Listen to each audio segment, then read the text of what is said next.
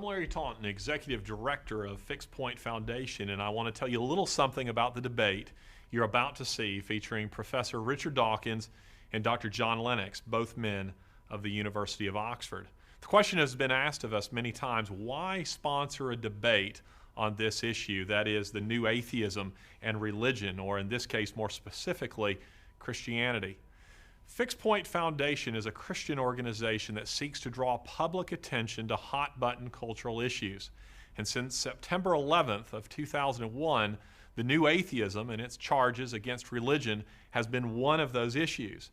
Interestingly, many Christians and atheists feel that their views are frequently mischaracterized in the larger cultural discussion. To address this, we wanted to find individuals who represented the beliefs of their respective camps. We think we have two of the very best in Richard Dawkins and John Lennox. We're grateful to both men for their cooperation. John and Richard were delightful to work with and enthusiastic about the project from beginning to end. We think you will find what follows informative, challenging, and thought-provoking.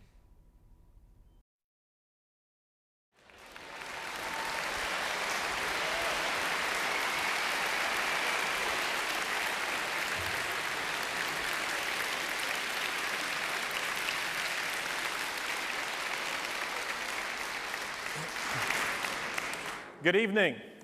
I'm Larry Taunton, Executive Director of Fixed Point Foundation, the sponsor of this event. We welcome you to the University of Alabama at Birmingham, Alice Stevens Center, and we also welcome those who are listening around the world. Tonight's debate features two of the great minds currently writing and speaking on this issue, Professor Richard Dawkins and Dr. John Lennox. I will not waste time now giving you their biographies, as you will find them in your program, but it has been my pleasure to get to know both of these men. We have brought you here this evening under rather false pretenses. There's actually not a debate this evening. Richard Dawkins wanted to come to the Bible Belt to announce his conversion. To the Christian faith. Perhaps I'm mistaken. Incidentally, Richard is representing the atheistic position in this debate, if you didn't know that, and Dr. John Lennox, the Christian one.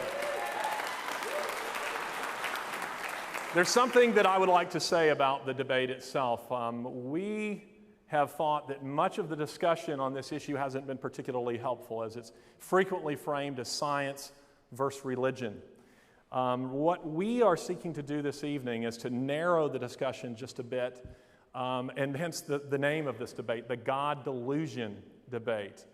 So this debate will feature and will focus on the book, The God Delusion, and Richard's assertions therein over and against the Christian faith.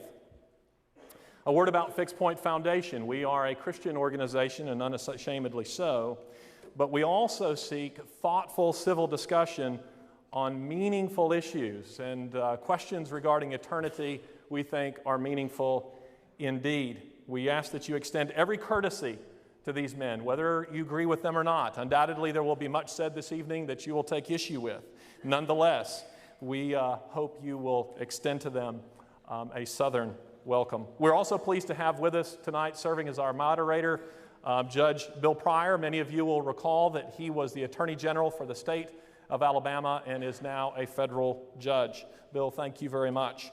We ask also that you turn off your cell phones and join me in greeting these men and turning it over to Bill Pryor.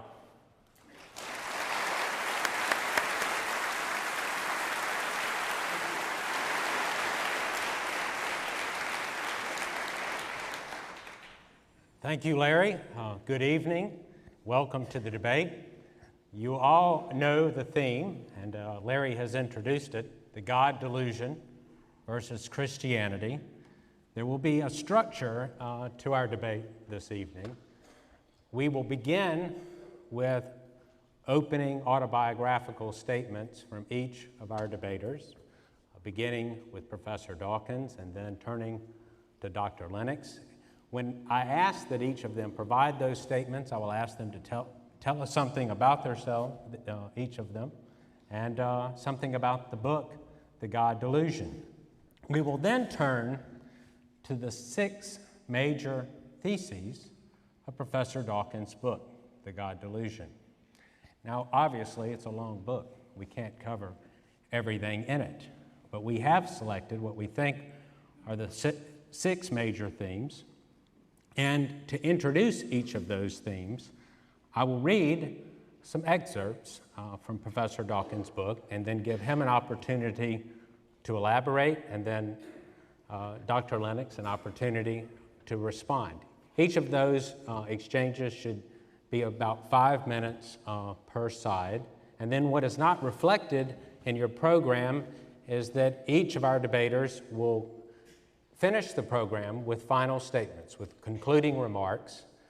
We will start that with Dr. Lennox, and then we will turn to Professor Dawkins. So, Professor Dawkins, tonight you will have both the first and the last word, I suppose in the interest of Christian charity.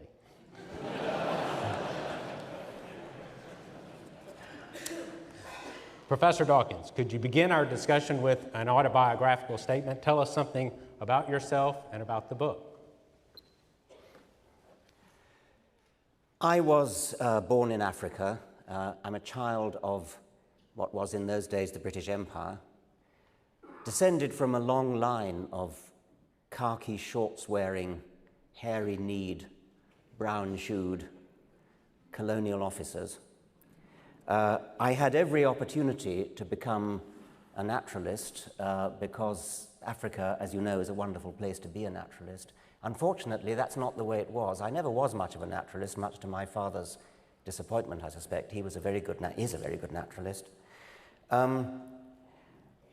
I suppose that's a preamble to saying that my interest in the science of biology, which is what I specialize in, came more from an interest in fundamental questions than from a love of watching birds or insects or pressing flowers.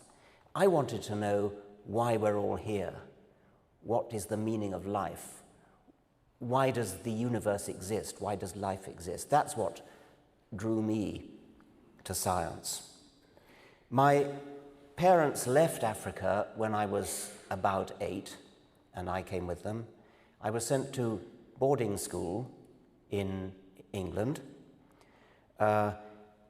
I suppose part of the point of this autobiographical note is to give a kind of religious background, since we are talking about religion tonight. I had a harmless Anglican upbringing. I could never claim that I had religion thrust down my throat in the way it might have been had I been brought up in a more militant faith. Anglicanism, as you know, is a very civilized version of Christianity. No bells and smells and no creationist lunacy. I was confirmed into the Church of England, and at the time I sincerely believed it. I had a brief period of doubt at the age of about 9, about 3 years before my confirmation. This doubt was caused by the realization that there are lots of different religions in the world, and I recognized that it was an accident of my birth, that I happened to have been born into the Christian faith, and I recognized instantly that had I been born in, say, Afghanistan or born in India, I would have believed very different things. And that quite rightly shook my faith in the particular religion that I'd been brought up in. Weirdly, and I now don't understand why, I seem to have lost those doubts when I was about 13, and I was confirmed into the Church of England. I went to Oxford after having lost my faith for good at the age of about 15 or 16. That was because I discovered Darwinism. I recognized that there was no good reason to believe in any kind of supernatural creator. And my last vestige of religious faith disappeared when I finally understood the Darwinian explanation for life. I went to Oxford. I got a doctorate at Oxford eventually. I went to the University of California at Berkeley as a very young assistant professor, teaching, in those days, animal behavior. I then went back to Oxford after about 2 years at Berkeley, and continued my career as a student of animal behavior. About 1972, there was a general strike in Britain, and there was no electric power. I couldn't do my research, and so I thought I would write a book. And I started to write a book, which eventually became my first book, The Selfish Gene. However, unfortunately, the electric power came on again, and so I shelved the first 2 chapters of the book that I'd already written, put them in a drawer, and forgot about them, until about 3 years later in 1975, when I got a sabbatical leave and resumed writing The Selfish Gene. Since then, I've written about 8 more books: Extended Phenotype, The Blind Watchmaker, River Out of Eden, Climbing Mount Improbable, Unweaving the Rainbow, A Devil's Chaplain, The Ancestor's Tale, and most recently, The God Delusion, which is the subject of tonight's debate. I regard it as an enormous privilege to be alive, and I regard it as a privilege to be alive especially at the end of the 20th century, beginning of the 21st century, a privilege to be a scientist, and therefore to be in a position to understand something of the mystery of existence, why we exist. I think that religious explanations, although they may have been satisfying for many centuries, are now superseded and outdated. I think, moreover, that they're petty and parochial, and that the understanding that we can get from science of all those deep questions that religion once aspired to explain are now better, more grandly, in a more beautiful and elegant fashion explained by science. Thank you, Professor Dawkins. Dr. Lennox? Well, ladies and gentlemen, thank you very much for inviting me. I'm delighted to be here. Each one of us has a biography and a worldview, our set of answers to the big questions that life throws at us. And so a little about my biography. I'm married to Sally. We have 3 children and 4 grandchildren. I work now in the University of Oxford as a mathematician and as a philosopher of science. I was born in the middle of the last century in a country with a tragic reputation for sectarian violence, Northern Ireland. My parents were Christian, but they were not sectarian. In the book, The God Delusion, Richard, you say that religion teaches us that it is a virtue to be satisfied with not understanding. Well, whatever other religion this may apply to, it certainly did not apply to the Christianity my parents taught me from the Bible. They encouraged me to be intellectually inquisitive because they were like that themselves, not in spite of their Christian faith, but because of it. And I owe them an immense debt for setting me free to read everything from Marx and Russell to C.S. Lewis, and developed in those days an interest in the big questions of life. I was very fortunate to get the chance to leave Ireland and go to Cambridge, where I could indulge my passion for mathematics and for science in general. And Cambridge not only gave me the opportunity to develop those intellectual pursuits, but it gave me the opportunity to meet many people of other worldviews who did not share my background and my convictions. As a result, I developed a considerable interest in atheism, an interest which led me subsequently as an Alexander von Humboldt Fellow to study in Germany and then travel very frequently to Eastern Europe during the period of the Cold War. After the fall of communism, I went very often to the academies of science and universities in Russia to discuss and reason about these things and to see at firsthand the effect of systematic exposure to atheist indoctrination over the preceding 70 years. And so I too am very privileged to live at this time and to be involved in the public discussion of these issues. Now, reading Richard's book, I found absolutely fascinating because it strikes me as an impassioned crusade to warn his fellow human beings of the slavery, the oppression, and the mental and possibly physical tortures imposed on them by religion.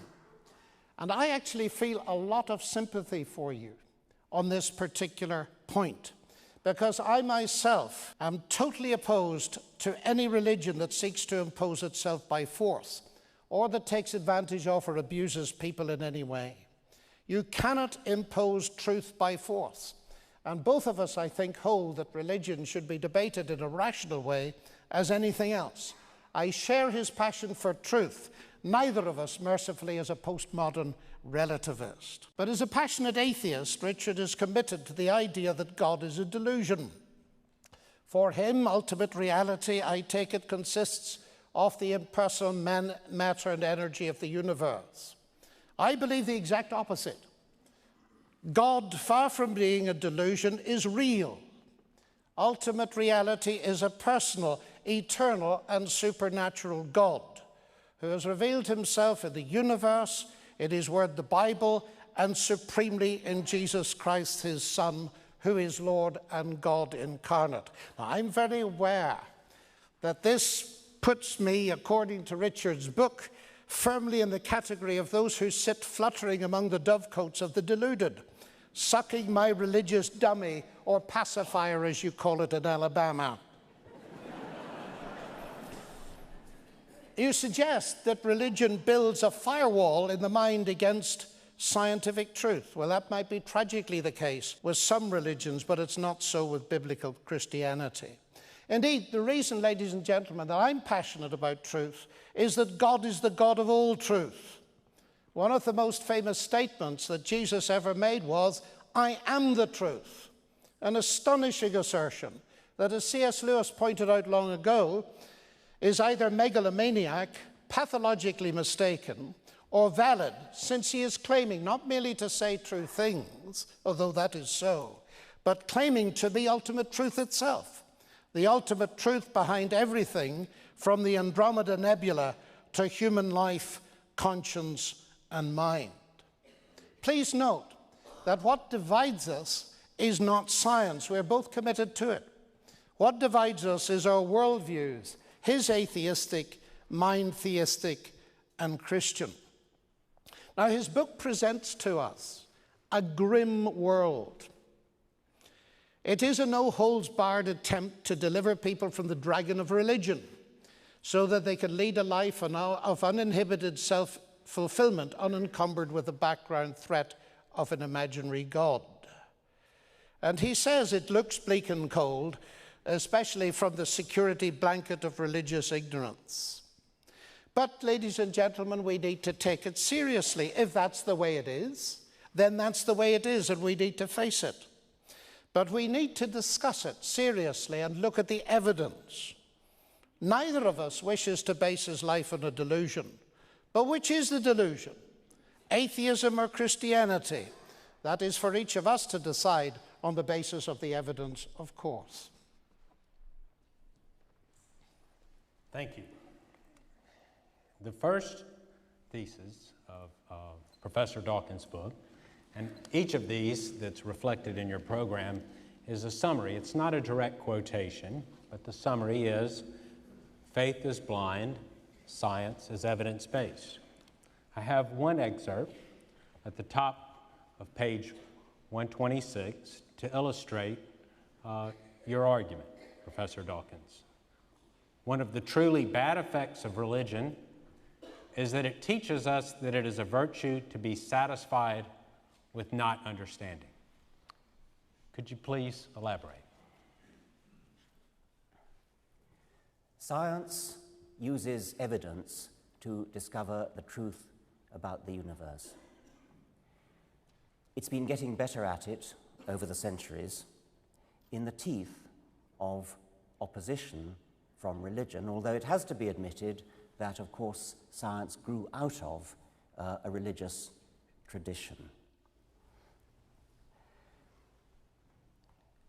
Religion, as the quotation that Judge Pryor read out, teaches us to be satisfied with, was it lack of evidence or lack of... with not understanding. With not understanding.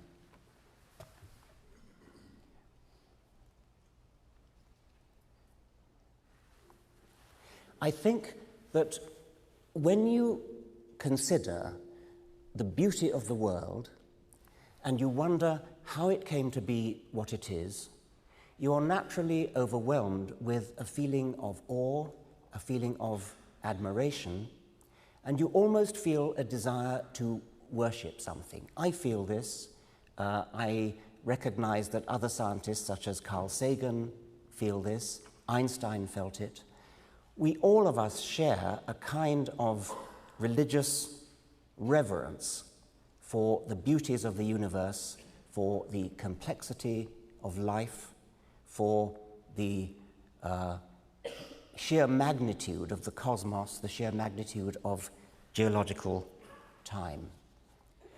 And it's tempting to translate that feeling of awe and worship into a desire to worship some particular thing, a person, an agent. You want to attribute it to a maker, to a creator. What science has now achieved is an emancipation from that impulse to attribute these things to a creator. And it's a major emancipation because humans have an almost overwhelming desire to think that they've explained something by attributing it to a maker. We're so used to explaining things in our own world, like these television cameras, like the lights, like everything that we make, the clothes we wear, the chairs we sit on, everything we see around us is a manufactured object. And so it's so tempting to believe that has been made, that living things, or that the stars or mountains or rivers have all been made by something. It was a supreme achievement of the human intellect to realize that there is a better explanation for these things, that these things can come about by purely natural causes. When science began, the aim to achieve it was there, but we didn't know enough. Nowadays, at the end of the 20th century, beginning of the 21st century, we still don't know everything, but we've achieved an enormous amount in the way of understanding. We now understand essentially how life came into being. We know that we are all cousins of all animals and plants. We know that we're descended from a common ancestor, which might have been something like bacteria. We know the process by which that came about. We don't know the details, but we understand essentially how it came about. There are still gaps in our understanding. We don't understand how the cosmos came into existence in the first place, but we're working on that. The scientific enterprise is an active seeking out of gaps in our knowledge, seeking out of ignorance, so that we can work to plug that ignorance.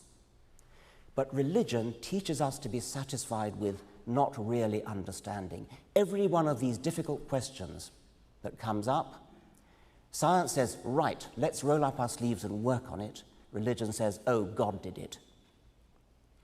We don't need to work on it. God did it. It's as simple as that. We have no thrusting force pushing us on to try to understand.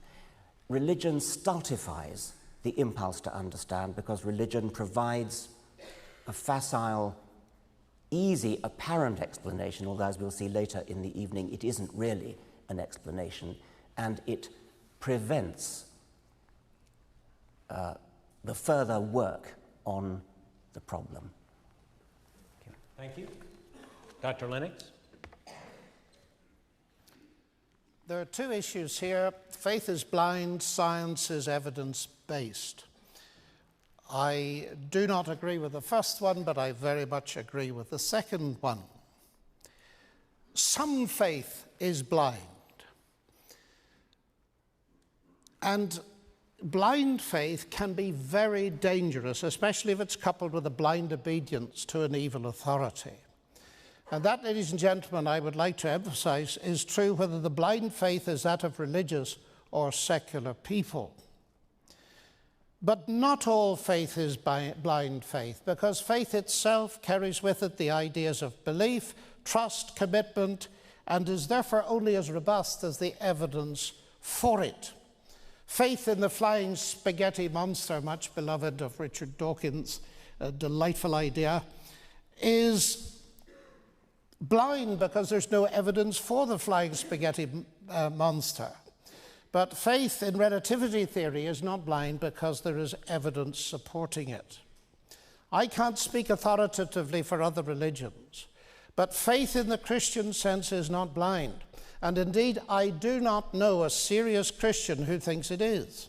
Indeed, as I read it, blind faith in idols and figments of the human imagination, in other words, delusional gods, is roundly condemned in the Bible. My faith in God and Christ as the Son of God is no delusion. It is rational and evidence-based. Part of the evidence is objective. Some of it comes from science, some comes from history, and some is subjective, coming from experience. Now, of course, we do not speak of proof. You only get proof in the strict sense in my own field of mathematics. But in every other field, including science, we can't speak of proof. We can speak of evidence, of pointers, of being convinced beyond reasonable doubt. I think it's important in this context to emphasize that science is limited, because there seems to me a creeping danger of equating science with rationality. But what is beyond science is not necessarily irrational. Science cannot tell us, for instance, whether a poem, a work of literature, or a work of art or music is good or beautiful. Science can tell us that if you put strychnine into your grandmother's tea, it will kill her. But science cannot tell you whether it's morally right to do so.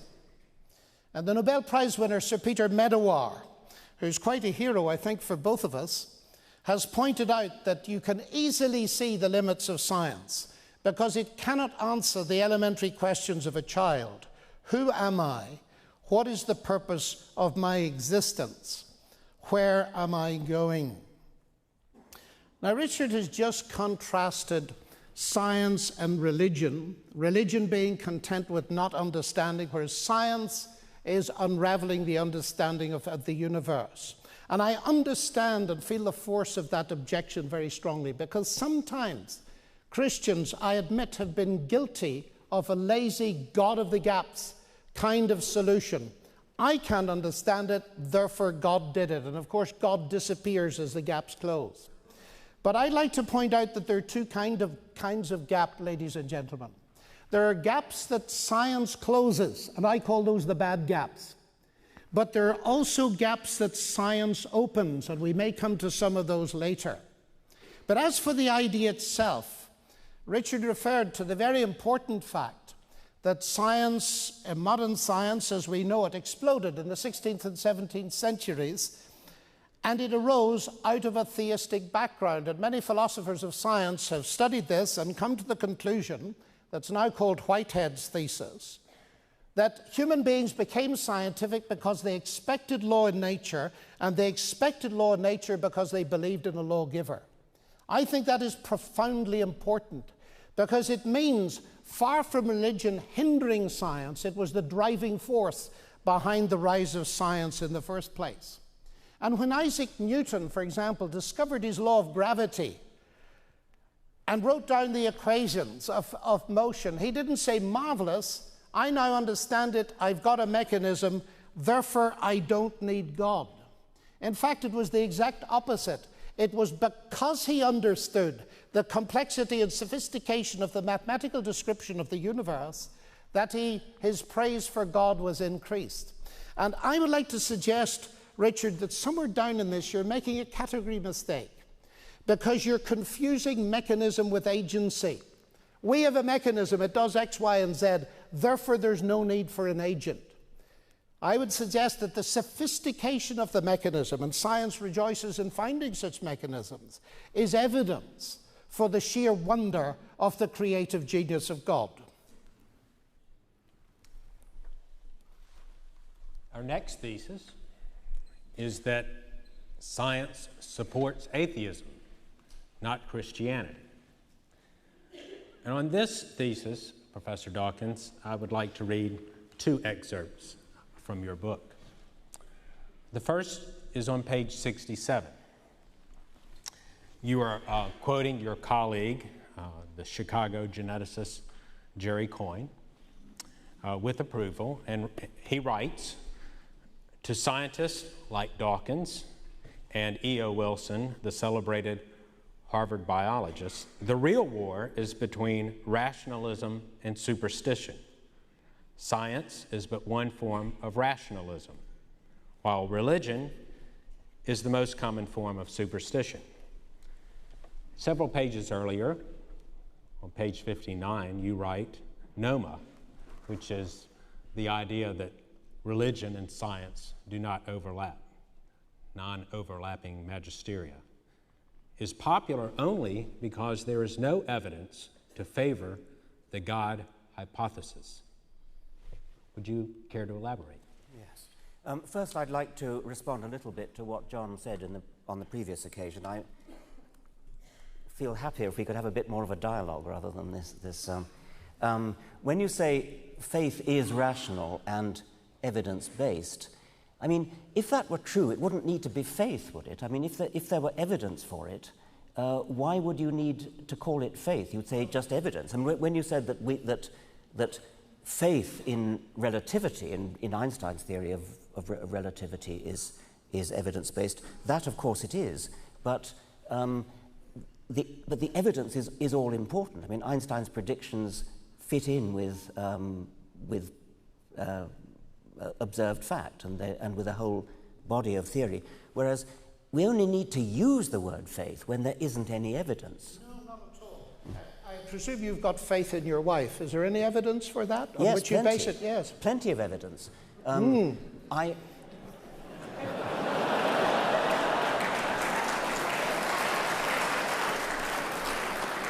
Let's generalize it. Never mind about my wife. Let's generalize it. It's the same with mine, Richard. It's the same with mine. Let's say that in general, how do we know that somebody loves us?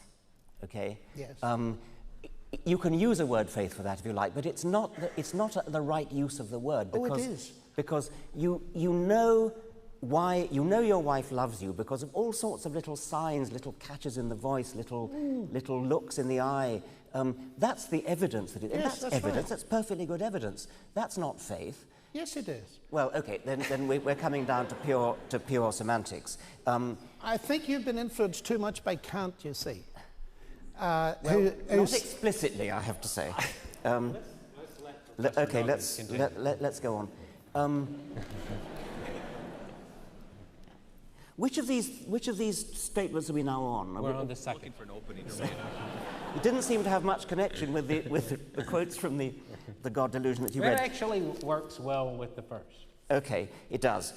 You read a quote from Jerry Coyne about the real war being between supernaturalism and naturalism. The context of that quote was the turf wars, in a sense, in American education between creationism and evolution.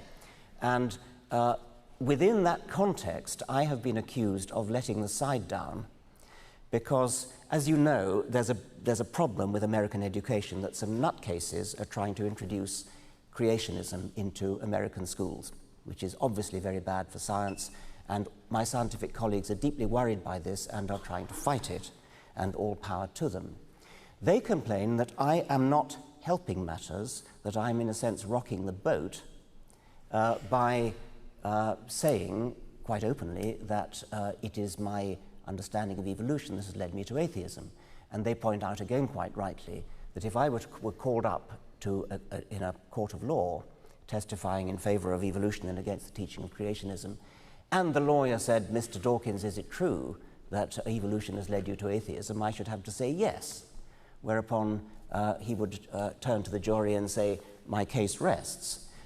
It doesn't do the cause of science any good to unite evolution with atheism. That was the context of Jerry Coyne's remark. Coyne was saying, okay, if you're concerned only with the narrow political battle of saving American science in the schools, then you should button your lip and stop talking about atheism. If, on the other hand, you think, as Coyne does, that the real war is between supernaturalism and naturalism, then you would say, well, the battle over evolution and creationism is only a skirmish. The real war is over something rather more profound. That was the context of that. Noma was the second quotation that you read. That's non-overlapping magisteria. The late Stephen Gould argued that there was no real battle between science and religion because they were about non-overlapping magisteria, different things, ships that pass in the night, no contact between them. They're about totally different things. I don't think that for a moment. I think that religion really is, in a sense, about science. I think that religious claims about the universe are scientific claims. I suspect that John may agree with me about this. Claims about the universe are scientific claims. A universe with a God would be a very different kind of universe from a universe without a God. Scientific methods are the appropriate methods, or at least the scientific way of thinking is an appropriate way of thinking for deciding whether we live in this kind of universe with a God or that kind of universe without a God. It becomes even more glaring where you talk about miracles, which, I mean, however much sophisticated theologians may profess their non-belief in miracles, the plain fact is that the ordinary person in the pew, the ordinary unsophisticated churchgoer, believes deeply in miracles, and it's largely miracles that persuade that person into the church in the first place. If there are miracles, they are to be judged as by scientific means. If there was a virgin birth, if somebody was raised from the dead, these are strictly scientific claims. They may be difficult to verify, but as I've said in the book, The God Delusion, if you could imagine hypothetically that DNA evidence could be discovered showing that Jesus never had a father, that Jesus was born of a virgin, then can you imagine any theologian saying, oh, no, not relevant, separate magisteria, science has no bearing on this case? Of course they wouldn't. Science has every bearing on this case. That's what I have to say about Noma, and I think I probably run out of my 5 minutes. Thank you, Professor Dawkins. Well, I agree with you very much on the Noma issue, Richard, that science and religion, keeping them separate. Actually, if you read the small print on Noma, it rather disconcerts you because it says that science deals with reality and religion with everything else. And of course, I'm not very happy with that.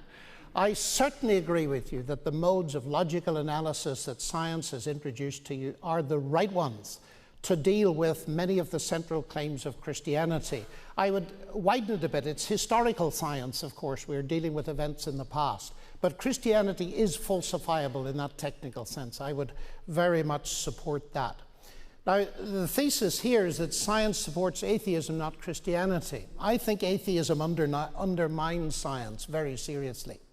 Because if you think of the basic assumption that all of us who are scientists have, that is, we believe in the rational intelligibility of the universe. And it's interesting to me that scientists of the eminence of Eugene Wigner and Albert Einstein use the word faith. They cannot imagine a scientist without this faith. Because, of course, they point out that you've got to believe in the rational intelligibility of the universe before you can do any science at all. Science doesn't give you that. Now, the interesting thing is this. Suppose we now look at that issue against the background of the two worldviews we're discussing tonight, atheism and theism. Atheism tells you, at least Richard tells us in his book, that since human life has been cobbled together by unguided evolution, it's unlikely that our view of the world is accurate, quite so. And if you are a reductionist, as you must be as a materialist, reducing beliefs to the physics and chemistry of neurological structures, then it raises a very big question, ladies and gentlemen. If in the end my beliefs, my theories, my scientific theories, are the results ultimately of the motions of atoms in my brain produced by an unguided, random, mindless process, why should I believe them? In other words, it's like someone sitting on the branch of a tree cutting off the branch on which they're sitting. And it seems to me that therefore atheism actually undercuts the scientific endeavor very seriously. And that, from my mind, is a fatal flaw. An argument that purports to derive rationality from irrationality doesn't even rise, in my opinion, to the dignity of being an intelligible delusion. It is logically incoherent. But theism tells us that the reason science is possible, the reason that I can access the universe, at least in part through my human intelligence, is because the same God who created the universe is ultimately responsible for the human mind in here. So that's the base level. But when we come up a level now and look at science itself, we have the fine-tuning of the universe, the fact that the basic constants of nature have got to be very accurate in order to have a universe just like this one. Now, I know that some people prefer, that's the word that Sir Martin Rees uses, an explanation in terms of a multiverse, which actually doesn't, in my opinion, solve the logical problems. But I'm very interested in the verdict of Arno Penzias, who won the Nobel Prize for discovering the microwave background. And he says astronomy leads us to a unique event, a universe which was created out of nothing, one with a very delicate balance needed to provide exactly the right conditions required to permit life, and one which has an underlying, one might say, supernatural plan.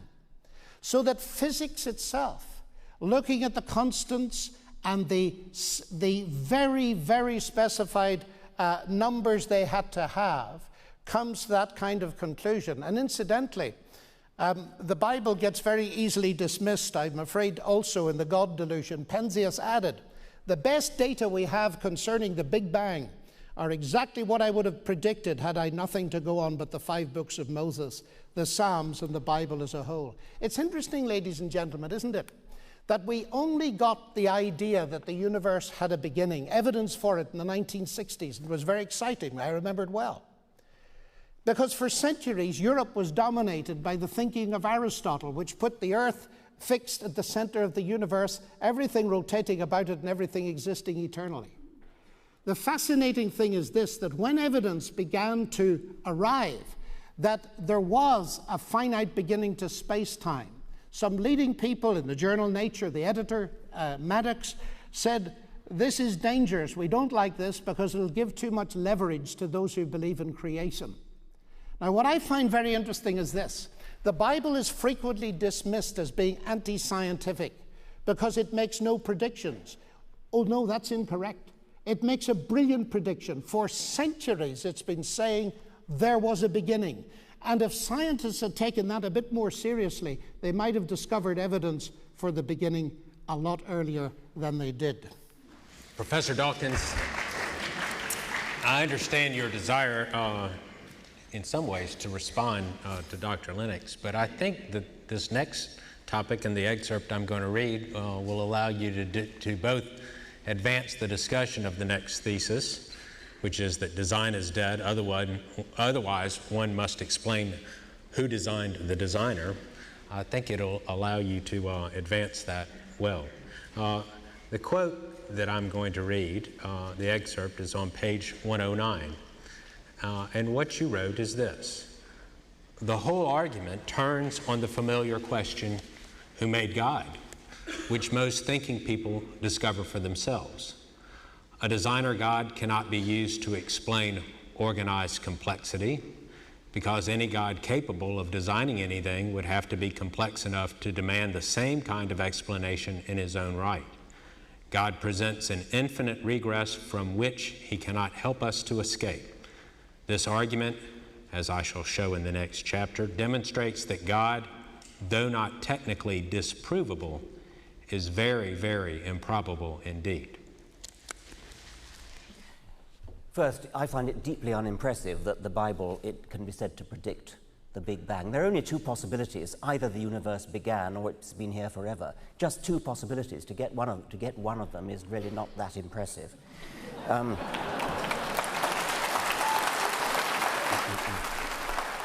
Now, sorry? At least it got it right. Toss a penny, you've got a chance of getting it right 50% of the time. Design is dead, otherwise one must explain who designed the designer. Well, we skate over a lot when we say design is dead. I think probably John and I would agree that life is explained. Darwin explains life, and no serious scientist doubts that. So we go back to the previous, a rather more difficult stage in the understanding of where we come from, which is the origin of the universe itself. And that really is genuinely difficult. We don't know. We understand essentially biology, we don't understand cosmology. In a sense, we could say cosmology is waiting for its Darwin. John mentioned in the answer to the previous question the idea of the physical constants being finely tuned. And it's quite true that many scientists, many physicists maintain that the physical constants, the half dozen or so numbers that physicists have to simply assume in order to derive the rest of their understanding, just have to be assumed. You can't provide a rationale for why those numbers are there. And physicists have calculated that if any of these numbers was a little bit different, the universe as we know it wouldn't exist. We wouldn't be here. The universe would perhaps have fizzled out in the first yoctosecond, and so we wouldn't be here, or other things would have gone wrong. It's tempting, once again, to import the easy, facile idea of a designer and to say that the designer twiddled the knobs of the universe at the Big Bang and got them exactly right, got the gravitational constant right, got the strong force right, the weak force right, and so on. But it seems to me to be manifestly obvious that that is a futile kind of explanation, because, as the quotation says, who designed the designer? You have explained precisely nothing, because instead of just saying, oh, well, the knobs were tuned to the right values anyway, you say, oh, there was a God who knew how to tune the knobs to the right values. And if you're going to postulate that, then you've, in a sense, sold the pass. Some physicists solve that problem by not invoking God, of course, but by invoking the anthropic principle, saying, well, here we are, we exist, we have to be in the kind of universe in which is capable of giving rise to us. That in itself, I think, is unsatisfying, and as John Lennox rightly says, some physicists solve that by the multiverse idea, the idea that our universe is just one of many universes. There's a sort of foaming bubble, a bubbling foam of universes, and the bubble in which we are is only one of billions of universes, and each of these universes has different fundamental constants. Most of them have fundamental constants which are unsuited to give rise to the sort of permanence and the sort of chemistry, the sort of conditions that gives biological evolution, Darwinian evolution, the chance to get going. A tiny minority of those universes has what it takes to give rise to Darwinian evolution, ultimately chemistry and then evolution, and that tiny minority has to include the universe in which we sit, because here we are. The anthropic principle, the principle that we have to be in a universe capable of giving rise to us, plus the principle of the multiverse, provides at least an interim, satisfying explanation in a way that a creator couldn't possibly be a satisfying explanation for the reason that I've given. Then, having got ourselves into a universe which is capable of generating stars, capable of generating chemistry, and ultimately capable of generating the origin of life, then biological evolution takes over, and now we're on a clear run. Now we understand what happened. Once biological evolution gets going, then it's easy to understand most of what's difficult. Most of the difficulty of understanding the universe lies in the vast complexity of life. That's what really, truly impresses people. That's why people who believe in God mostly do believe in God, because they look around the living world and they see how impressive it is. So that level of impressiveness is completely destroyed by Darwin, and Darwin, of course, doesn't explain the origin of the universe. For that, I invoke the anthropic principle and the multiverse. Less satisfying, admittedly, but science makes progress. The one thing you can be absolutely sure is that a creative designer cannot be a satisfying explanation. Dr. Lennox. The anthropic principle, as you stated, Richard, I think is a complete truism. Of course, we have to be in such and such a kind of planet of the kind that we could appear on. That does not answer the question how we came to exist on it. And I fear I have to disagree with you on Darwinism. Darwinism does not explain life. It may explain certain things about what happens when you've got life. But evolution assumes the existence of a mutating replicator. It does not explain how that replicator came to exist in the first place. Now, that's a major discussion. I want to address the who designed the designer question, because it's the old schoolboy question, who created God? I'm actually very surprised to find it as a central argument in your book, because it assumes that God is created. And I'm not surprised, therefore, that you call the book The God Delusion, because created gods are by definition a delusion. Now, I know, and I ought to explain, that Richard doesn't like people who say to him that they don't believe in the God he doesn't believe in. But I think that this is possibly touching a sore spot, because you leave yourself wide open to the charge. After all, you are arguing that God is a delusion. And in order to weigh your argument, I said that it is you who's arguing that God is a delusion. Oh, sorry. All right. And in order to weigh that argument, I need to know what you mean by God. And if you say, if there is a God, you have to ask who created God, that means that you're reduced to thinking about created gods. Well, none of us believe in created gods, Jews, Muslims, or Christians. And I think that argument then is entirely beside the point, and perhaps you ought to put it on your shelf marked celestial teapots where it belongs. The God who created the universe, ladies and gentlemen, was not created. He is eternal. This is the fundamental distinction between God and the universe. It came to exist, he did not. And this is precisely the point the Christian apostle John makes at the beginning of his gospel. In the beginning was the Word.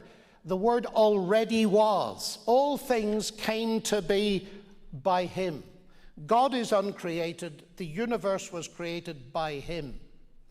Now, I don't know whether Richard has difficulty with the concept of the uncreated. I don't know, and I'd love to know whether he believes as a materialist that matter and energy and the laws of nature were always there, because if they were, he does believe in something eternal. So perhaps the difficulty lies in believing in an eternal person. But I want to probe deeper into this, because he suggested that introducing God would mean an end of science. God is no explanation, since by definition God is more complex than the thing you are explaining. Now, this, he states, is the central argument of his book. I would not have expected an argument like this from a scientist, because explanations in science themselves are usually in terms of increasing complexity. An apple falling is a simple event. The explanation in terms of Newton's law of gravitation is already stretching the minds of many people, but its explanation in terms of a warp in space-time is stretching the minds of the cleverest. Simplicity isn't the only criterion of truth. Let me give you an example. Suppose you're an archaeologist, and I'm exploring a cave with you, and you're a Chinese expert, and on this cave you see two scratches. And you say, human intelligence, and I say, pardon, they're just two scratches. And you say, but those are the Chinese character run, which means a human being. But I say, look, Richard, that's no explanation at all. You're postulating something as complex as a human brain to explain two scratches. That means that your explanation is more complex than the thing you're explaining. That's no explanation at all. Now, it seems to me that's exactly what you're saying in your book. The reason we can deduce something as sophisticated as human intelligence from two scratches on a cave wall is because they have a semiotic dimension. They carry meaning. And that fascinates me as a mathematician, because the reductionist is committed to deducing things that carry meaning, and I would include the DNA molecule among them, is committed to explaining those in terms of the basic materials.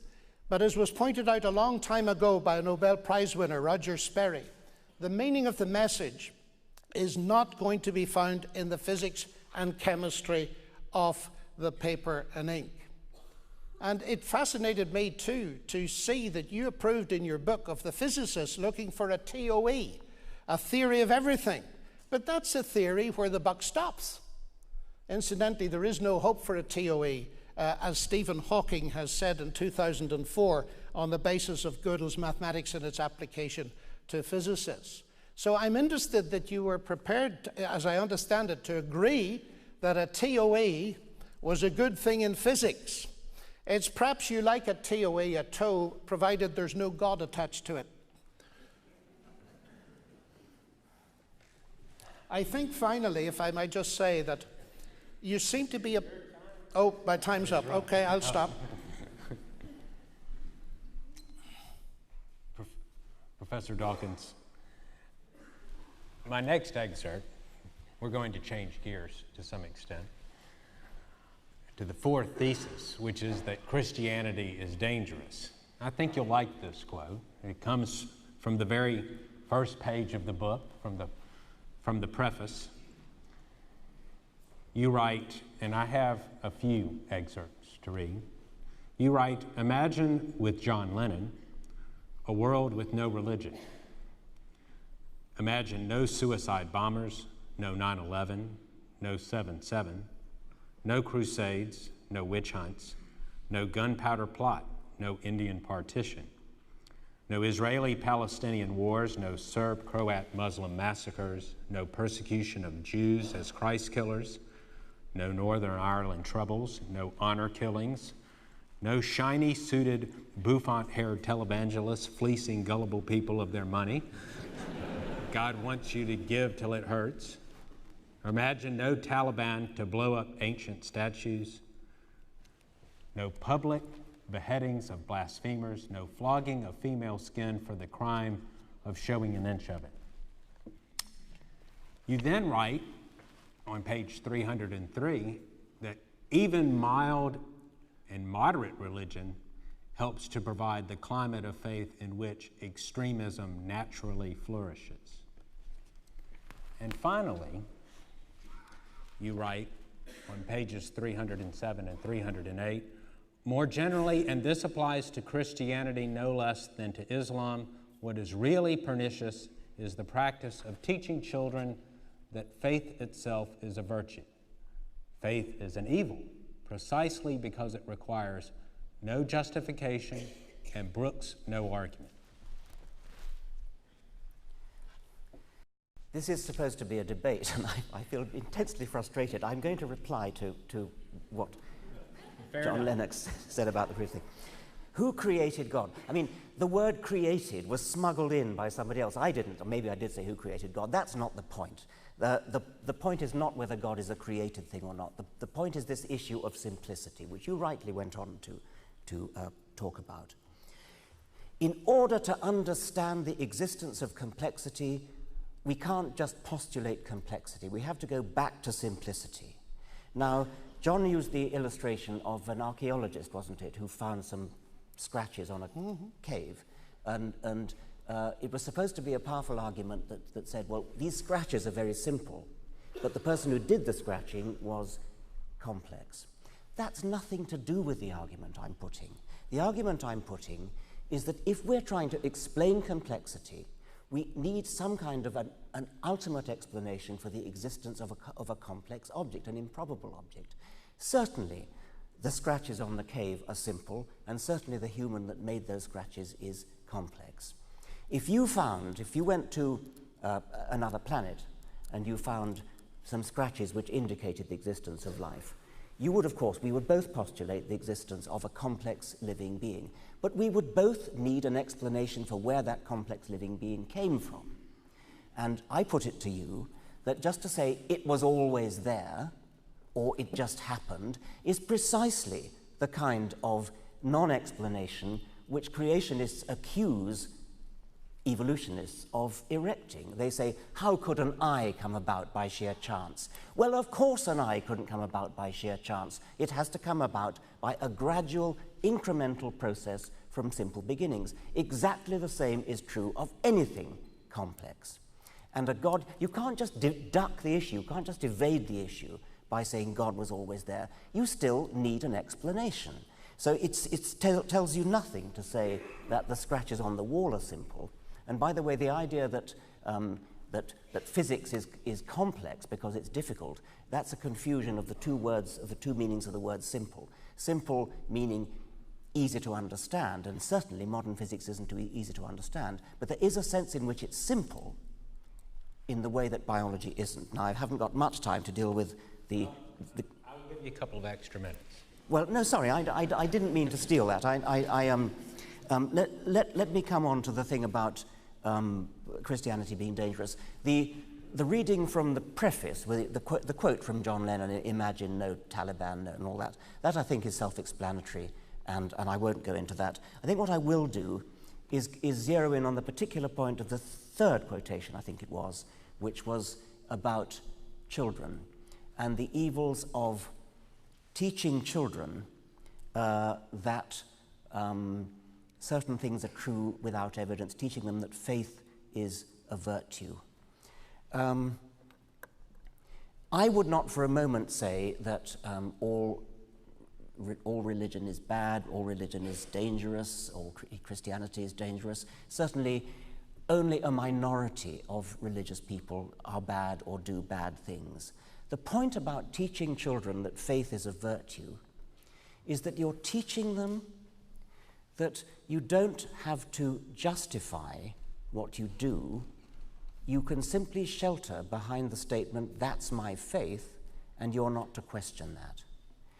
What I'm objecting to is the convention that we have all of us bought into, whether we are religious or not, that religious faith is something to be respected, something not to be questioned, and if somebody says, "That's my faith," then you simply have to respect it, tiptoe gently away and say nothing more. In most cases, that's quite harmless, but if you are the kind of person who takes your faith really literally and who believes that Allah has ordered you, or it would be the will of Allah that you go and blow somebody up, then it is the fact that you were educated as a child in a madrasa to believe implicitly in the faith that you were taught and not to question it, which if you happen to be of an unstable turn of mind or if you happen to be of a violent turn of mind, leads to the sorts of terrible acts which are done in the name of religion. I must stress again, I'm not saying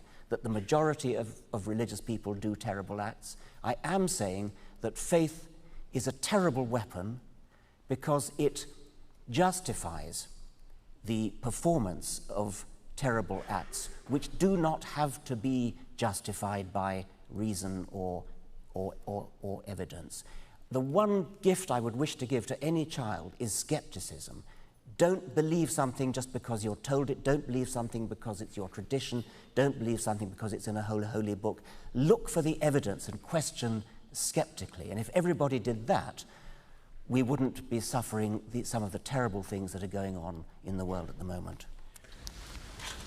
Dr. Lennox?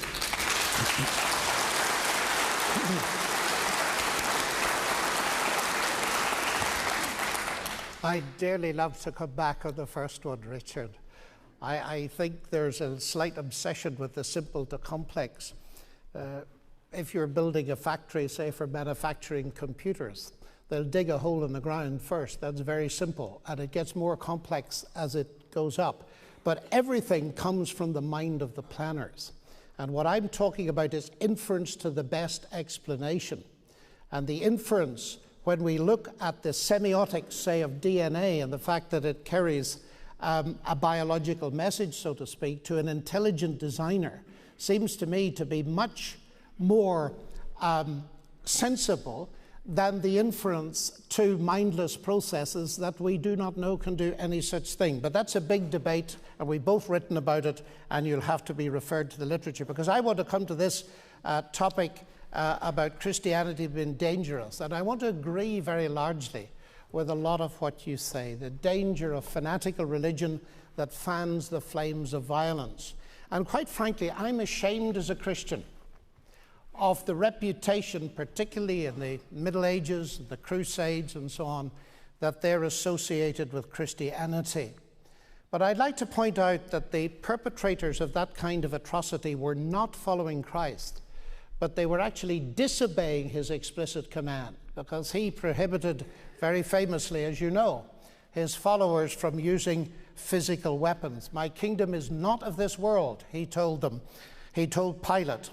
And it's very interesting, to my mind, that Christ was actually put on trial for being a fanatical terrorist. That's very easy to forget, and he was publicly exonerated from the charge by the Roman procurator.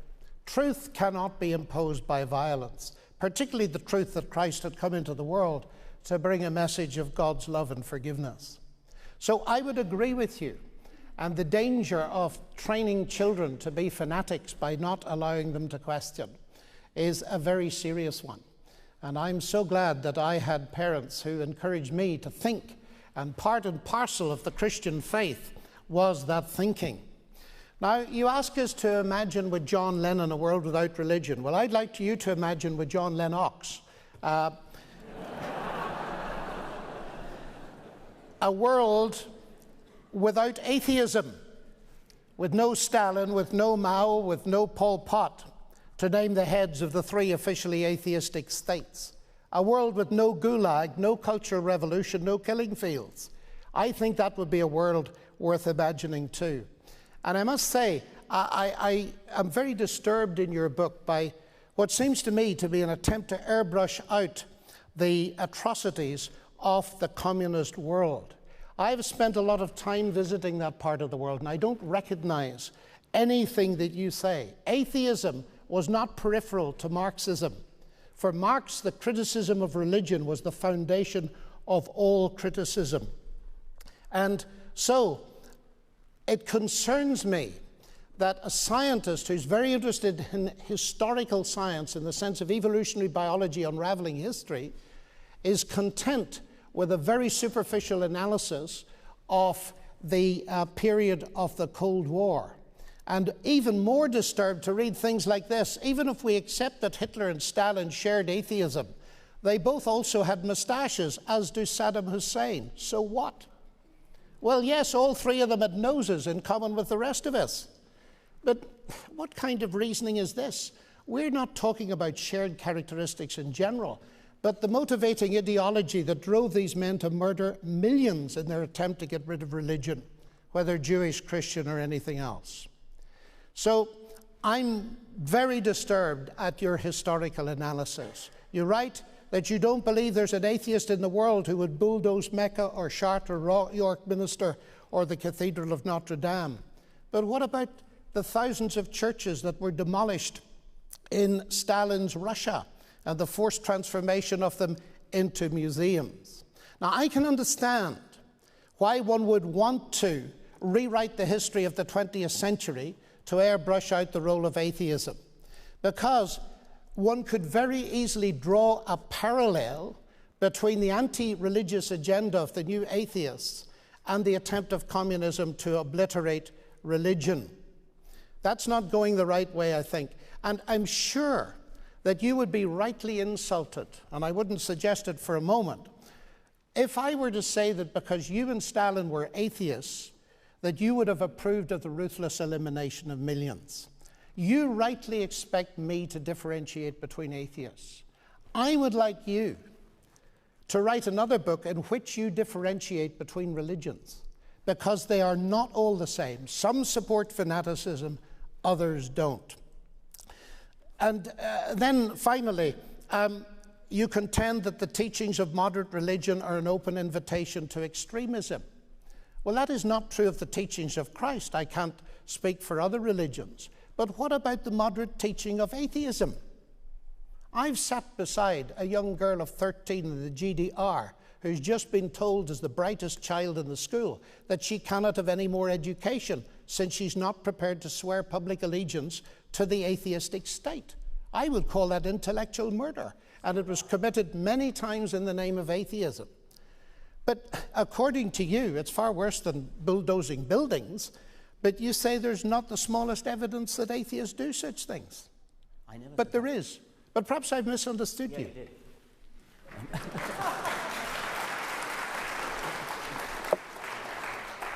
want to take a moment? Well, I'm very happy to give up on the next one. Which would you prefer?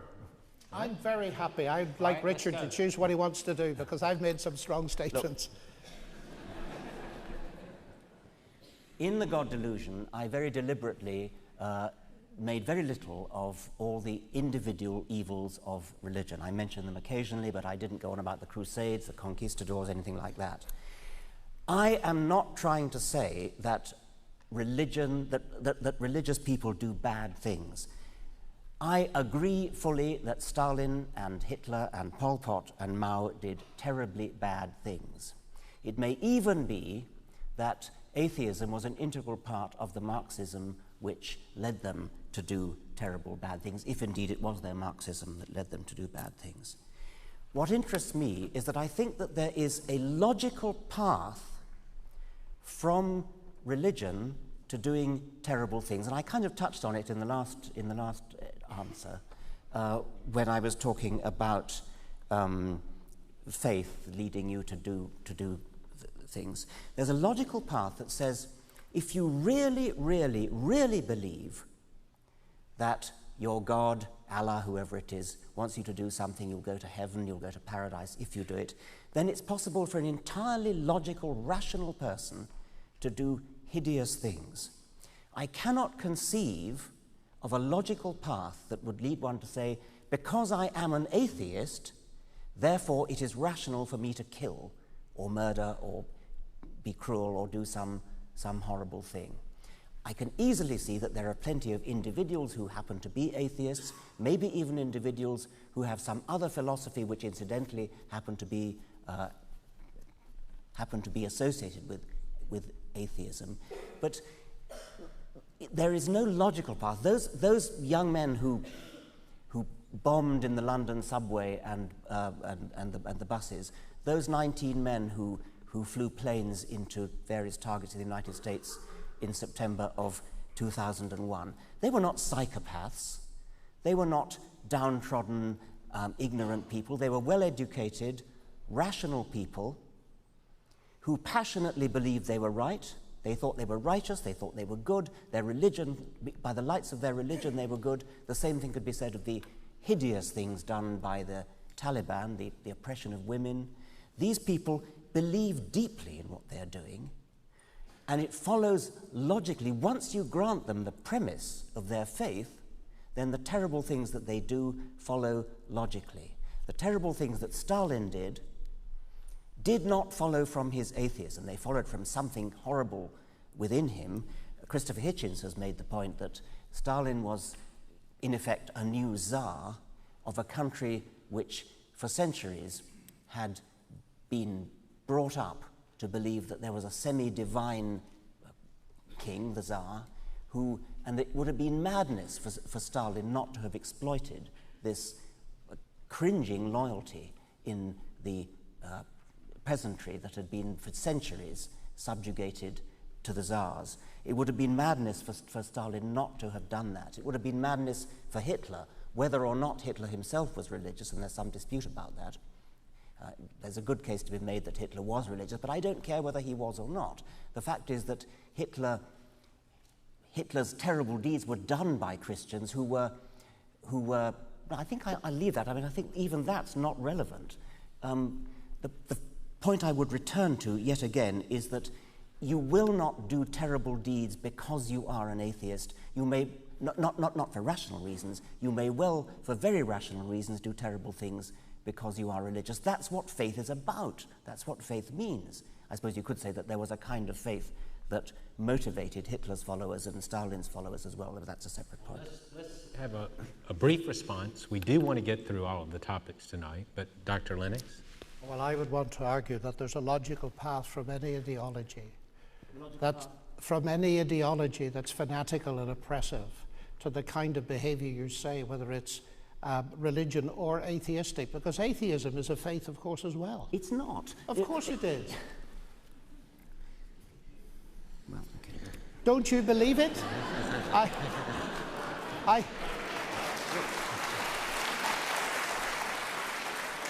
You're an atheist with respect to you're an atheist with respect to Thor and Wotan and Yes, that's Zeus. right. I don't believe them, but you believe atheism. No, it is your faith. I'm in exactly the same position with respect to your Yahweh, your Jehovah, whatever you call him. I'm in exactly the same position with respect to him as you are with respect to Zeus. And I cannot imagine not believing in Zeus leading one to do terrible deeds. It's exactly the same with not believing in God. I'm going to wreck you.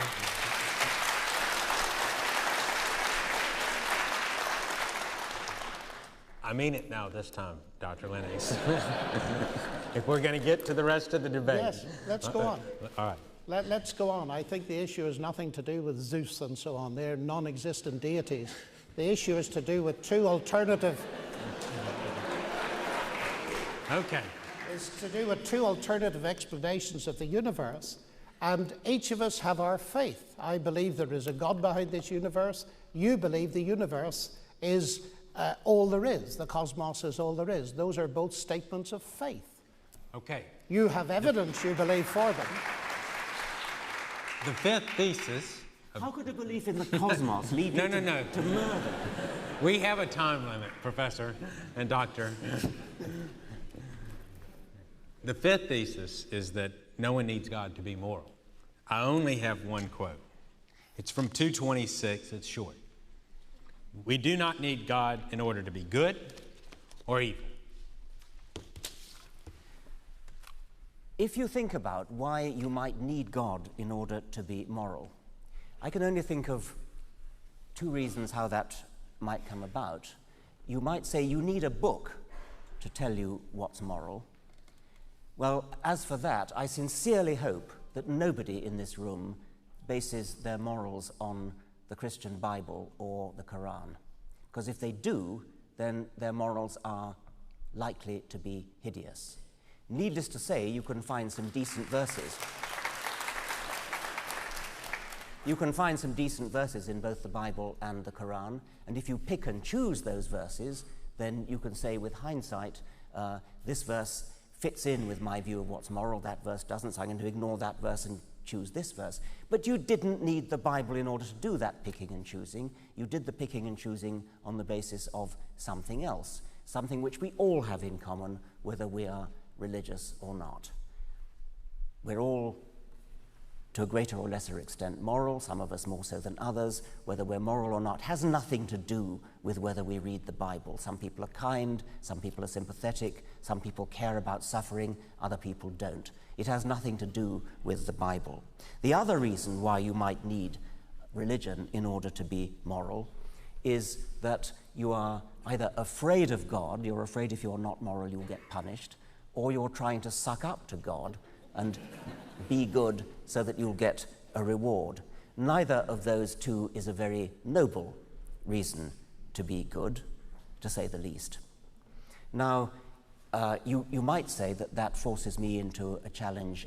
How do I know what's moral? Well, I don't on the whole, but the point I want to make is that there does seem to be a kind of universal human acceptance that certain things are right and other things are not. If you look cross-culturally, look at anthropological findings on different cultures, you'll find there's a kind of agreement that certain things are wrong and other things are right. There's disagreement in detail. The golden rule, do as you would be done by.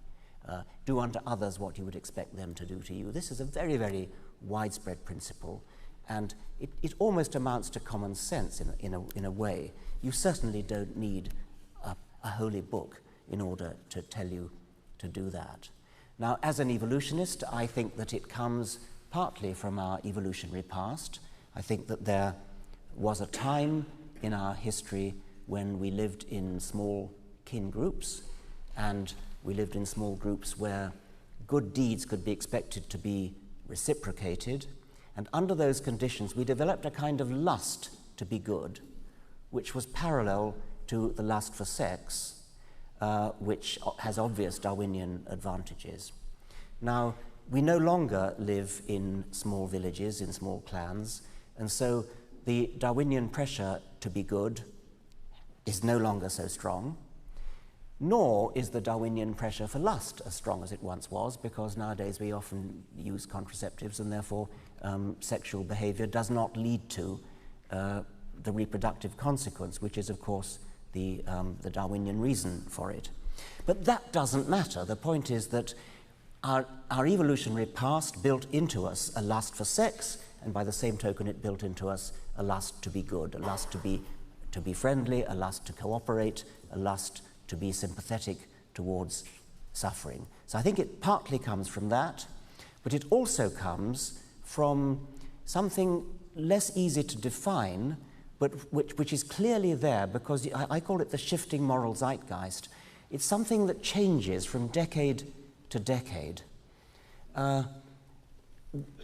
Living as we do in 2007, there will be a broad consensus of what's right and wrong.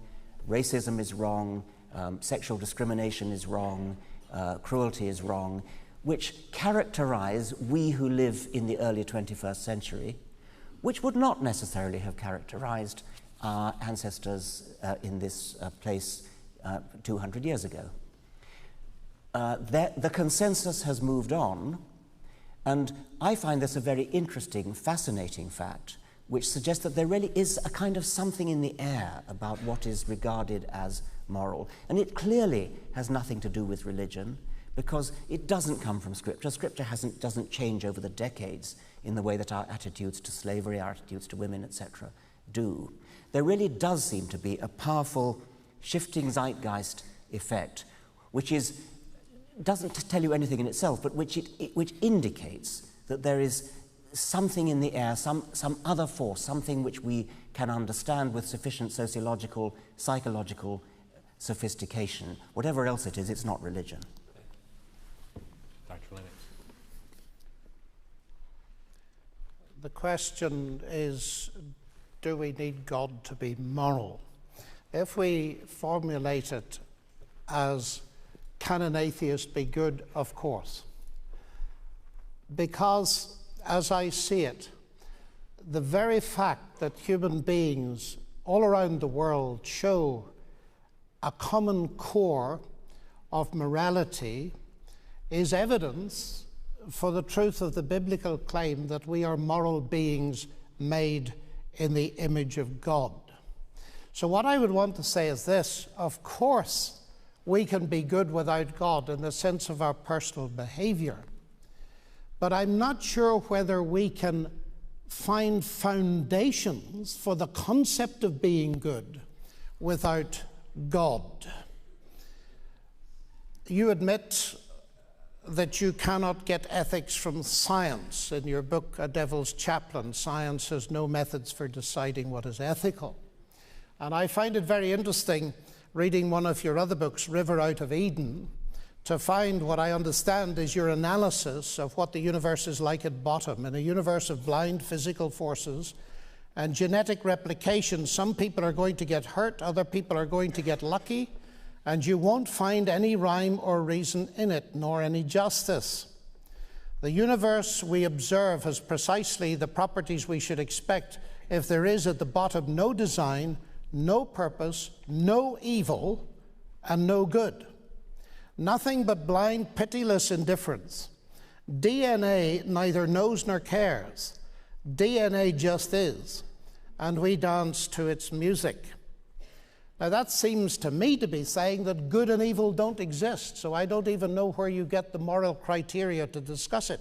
If a rock falls off a mountain onto your head and kills you, it makes no sense calling the rock evil. It just exists. If Pol Pot chooses to eliminate 1 million intellectuals, or the 9/11 terrorists choose to fly hundreds of people to their deaths into the Twin Towers, how can you call them evil if they were simply dancing to their DNA? Now that strikes me as a hideous world you're delivering us into that has no morality at all. And so therefore, just pushing this a little bit further, if good and evil don't exist, there is no evil and no good, nothing but blind, pitiless indifference, how can it possibly make sense to talk of the evils of religion or of the good of atheism? Now, I know that you suggest elsewhere that we have to rebel against our genes. But that creates, to my mind, an immense problem with what you say, because if we are nothing but our genes and dancing to the tune of our DNA, what part of us can rebel against them? So I want to suggest this, that far from atheism delivering an adequate explanation for morality, it dissolves it.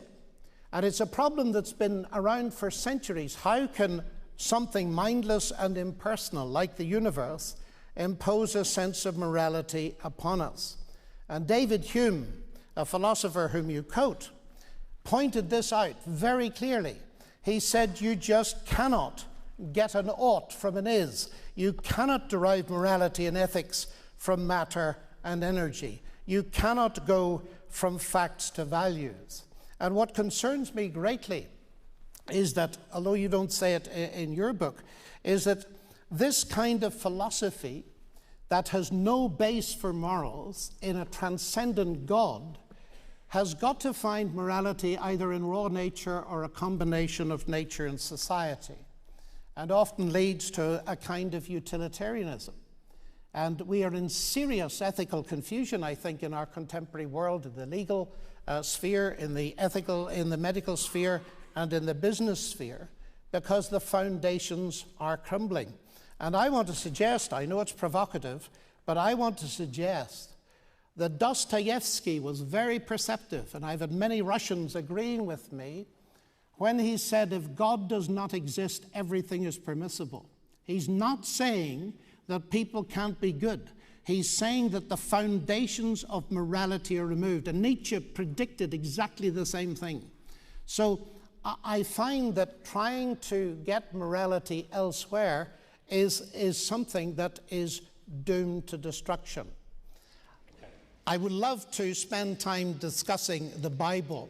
I think your view of the Bible is a bit one-sided. There are things there to be discussed. We're about to turn to it. Okay, fine. The last thesis. Christian claims about the person of Jesus are not true. His alleged miracles violate the laws of nature.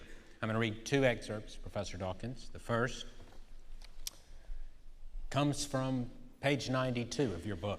The historical evidence that Jesus claimed any sort of divine status is minimal. The next comes from page 257. Jesus was a devotee of the same in-group morality coupled with out-group hostility that was taken for granted in the Old Testament. Jesus was a loyal Jew.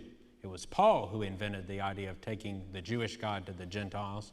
Hartung puts it more bluntly than I dare. Jesus would have turned over in his grave if he had known that Paul would be taking his plan to the pigs. Once again, I can't let pass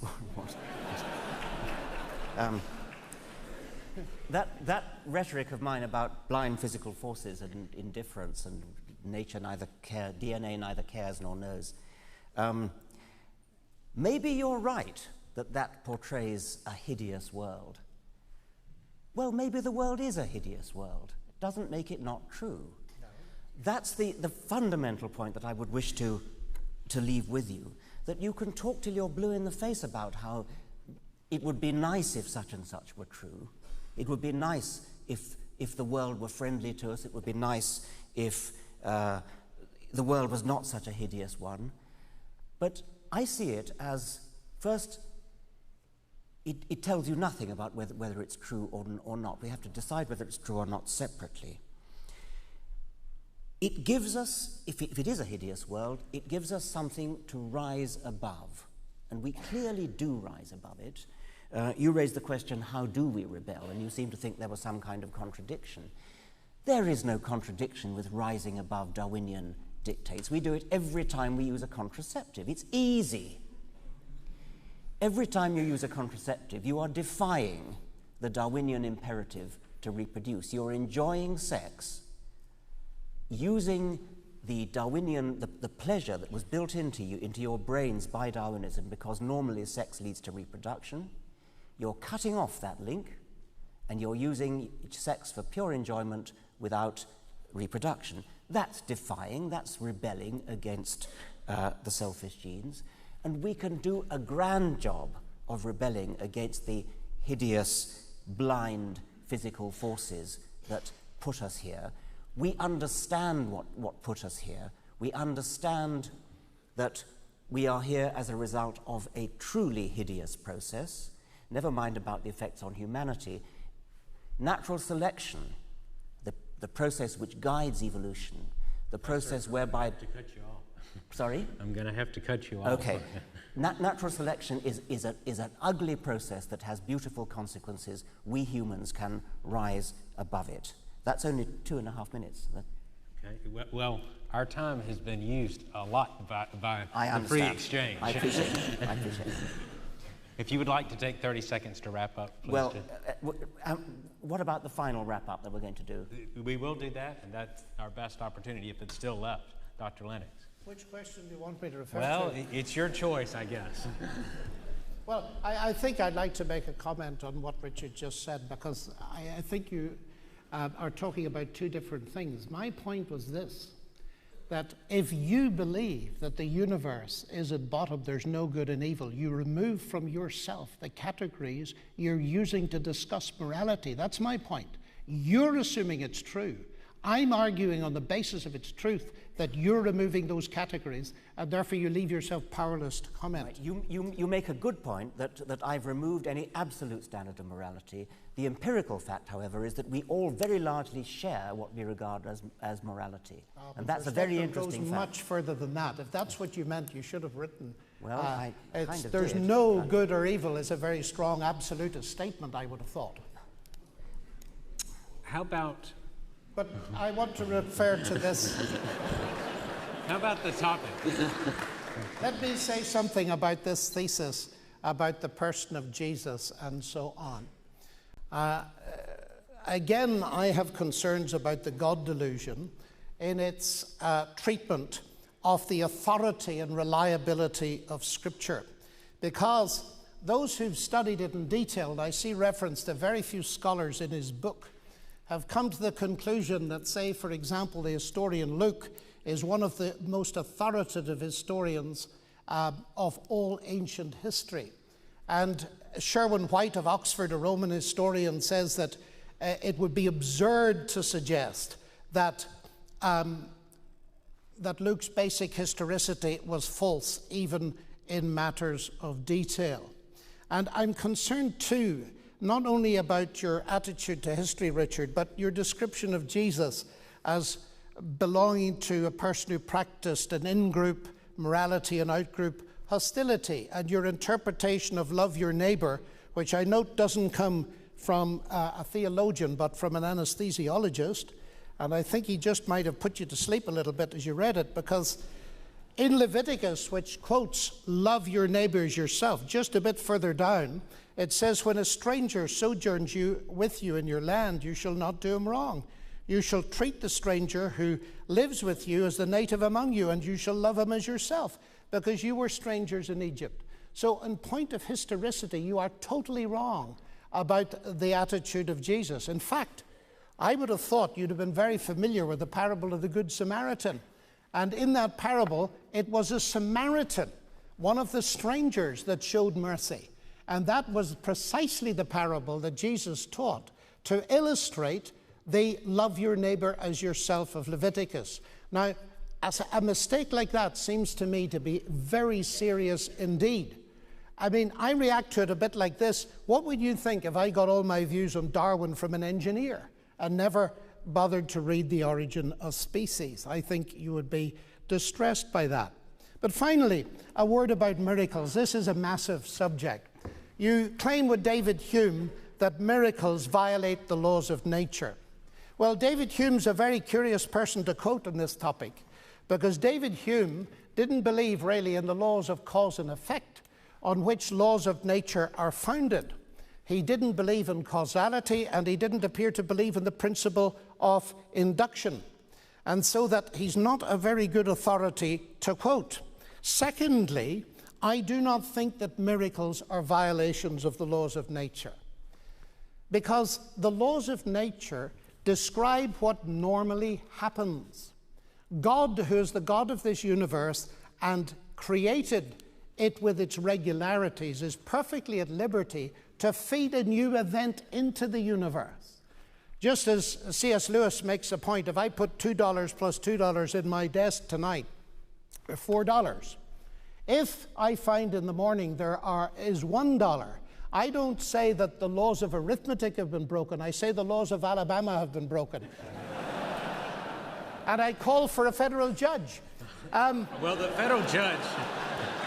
federal judge is going to ask that you continue your remarks with the understanding that you really are needing to conclude them within the next couple of minutes to give Professor Dawkins the last word. There is a broadcast audience. That is part of the reason for our time limits. Were those meant to be my concluding remarks? No, I'm giving you an extra minute or so to make my concluding to make remarks. your concluding remarks. My final conclusion for the night. Before giving the last word to Professor Dawkins. Okay. Well, ladies and gentlemen, it's been an interesting discussion. I'll have to make my remarks very briefly. I do not think the answer is atheism, though I agree with much of the criticism that Richard makes of religion. I think the book, The God Delusion, gives the game away in the dedication at the front of the book to Douglas Adams, where he says, "Isn't it enough to see that a garden is beautiful without having to believe that there are fairies at the bottom of it too?" Now, you do a brilliant job at getting rid of the fairies, though it must be said that most of them didn't believe in them anyway. But when you see the beauty of a garden, say in New College in Oxford, do you believe there's no gardener or no owner? That its sublime beauty has come about from raw nature by pure chance? Of course not. For gardens are to be distinguished from raw nature by the operation of intelligence. And what you're doing in your book, I think, is presenting us with an obviously false set of alternatives. Either we take gardens on their own or the garden plus fairies. But they don't appear on their own. They have gardeners and owners. So does the universe. You say there's no evidence of God, and yet your very description of the universe as a garden bears witness that the evidence is all around you. Atheism, ladies and gentlemen, is not only false, it contains no message that deals with the central problem of human rebellion against God. History is littered with attempts to build a godless utopia, each one of them based, as the book of Genesis suggests that they would be, on a denial that God has ever spoken or even that he exists. And I would remind you that the world that Richard Dawkins wishes to bring us to is no paradise except for the few. It denies the existence of good and evil. It even denies justice. But ladies and gentlemen, our hearts cry out for justice.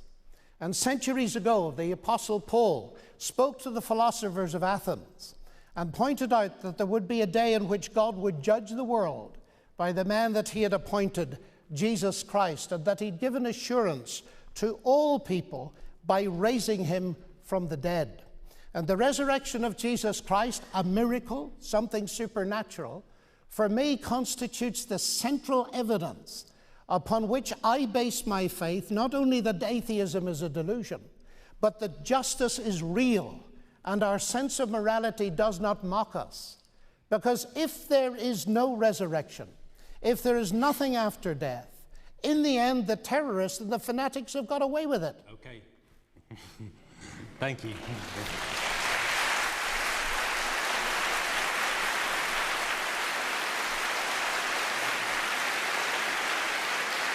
Please. Professor Dawkins. Yes, well, that concluding bit rather gives the game away, doesn't it? All that stuff about science and physics and the complications of physics and things, what it really comes down to is the resurrection of Jesus. I mean, there's a fundamental incompatibility between the sort of sophisticated scientist, which we hear part of the time from John Lennox, and it's impressive, and we are interested in the argument about multiverses and things, and then having produced some sort of a case for a kind of deistic God, perhaps, some God, the great physicist who adjusted the laws and constants of the universe. And that's all very grand and wonderful. And then suddenly we come down to the resurrection of Jesus.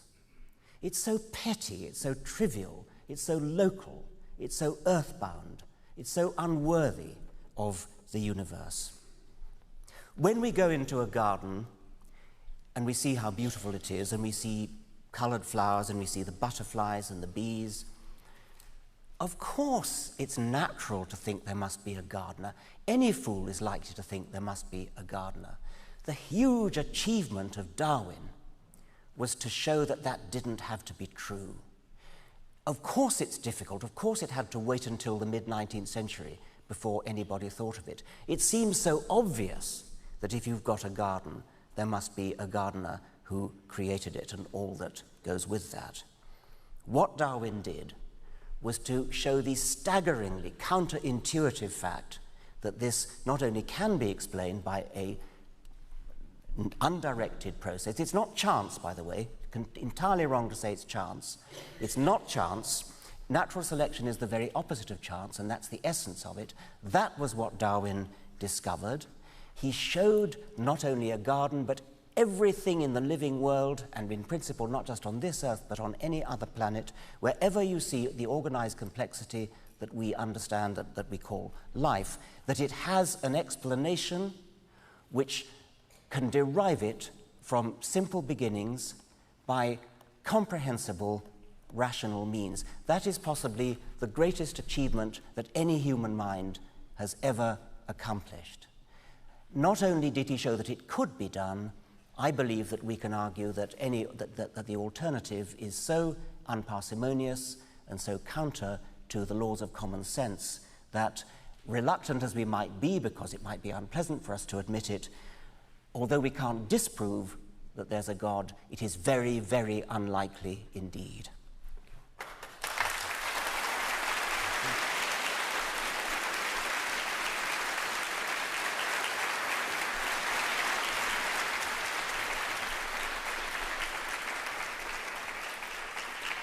We are told that in the earlier part of the last century that G.K. Chesterton and George Bernard Shaw engaged in a lively but friendly debate. It may be said that perhaps we haven't seen anything quite like that until tonight. Ladies and gentlemen, please join me in thanking them.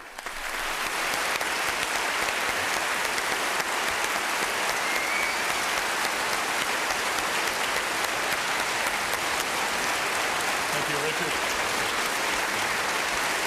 Thank you, Bill. Thank you, John. Thank you.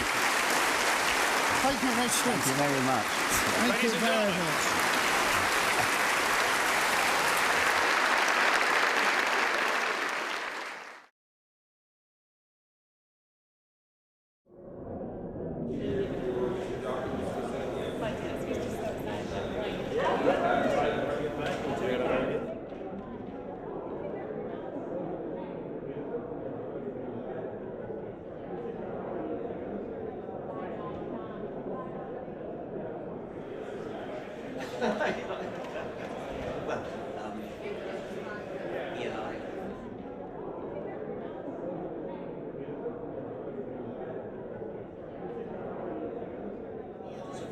Powerful influence.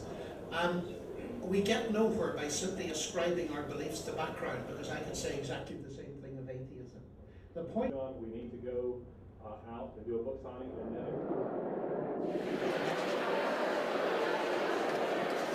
Dr. Lennox, thanks for what you did tonight, brother. Appreciate it.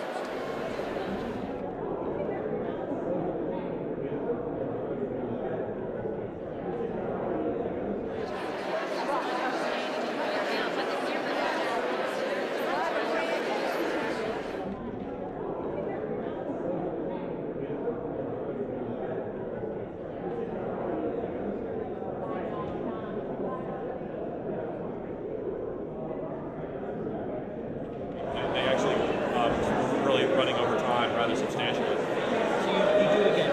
Oh, to be sure.